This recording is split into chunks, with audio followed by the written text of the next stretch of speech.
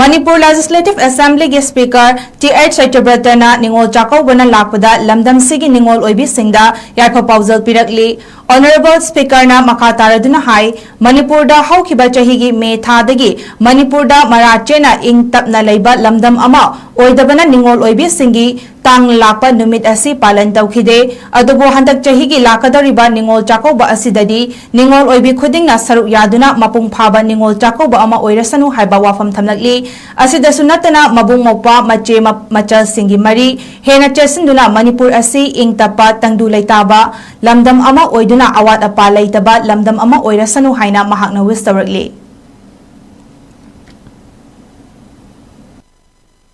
Ramjari miyam punumapo ingon chakobuna lakpada Manipur gi miyam isi chalsing maruina mafamda yaifa paujil pijari laibak thiba haitare haukiba matam kharsi charangna bakaya na maram oirakanda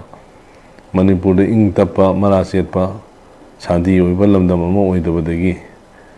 haukiba mamangi chahida ningon chakobi thoramsi mapung phana pangthoknaba ngamkhide adubo handak lakliba November gi tang ahum sidaisda pangthokadoriba ningon chakobi thoramsi yan mapung phaba amadi Manipur gi miyam punona sau yaba ngamba dumba ningon chakoba ama oirasnu haidana ai sori mafamdagi nijari aduga ningon chakobi gi fajaraba mari haibadi mabung mopagi nusiri chanaba mari adum mari kya adana khudam changdam oirakanda akhoi khudimaki mafamda nusi chanaba haibasi phauduna charangna Manipur semta ingthanduna afaba khunai oiba afaba Manipur ama oibo oirasinu haibasi musuai isori mafamdagi nijari nungai afaba afabada oiba ningon chakoba ama oiba oirasu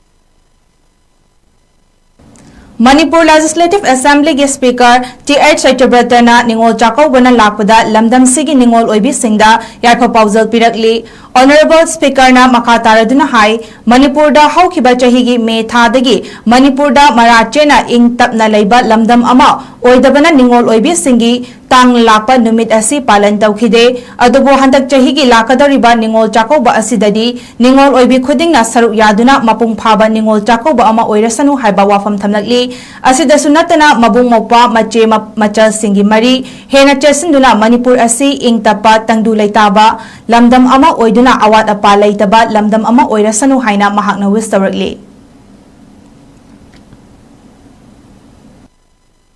Ramjari miyam punumapo ingon chakobuna lakpada Manipur gi miyam isi chalsing maruina mafamda yaifa paujil pijari laibak thiba haitare haukiba matam kharsi charangna bakaya na maram oirakanda Manipur da ing tappa marasetpa sandi oiba lamdam ama oidabadagi haukiba mamangi chahida ningon chakobi thoramsi mapung phana pangthoknaba ngamkhide adubo handak lakliba November gi tang ahum sidaisda pangthokadoriba ningon chakobi thoramsi yan mapung phaba amadi Manipur gi miyam punona sau yaba ngamba dumba ningon chakoba ama oirasnu haidana ai sori mafamdagi nijari aduga ningon chakobi gi fajaraba mari haibadi mabung mopagi nusiri chanaba mari adum mari kya adana khudam changdam oirakanda akhoi khudimaki mafamda nusi chanaba haibasi phauduna charangna Manipur semta ingthanduna afaba khunai oiba afaba Manipur ama oibo oirasinu haibasi musuai isori mafamdagi nijari nungai afaba afabada oiba ningon chakoba ama oiba oirasu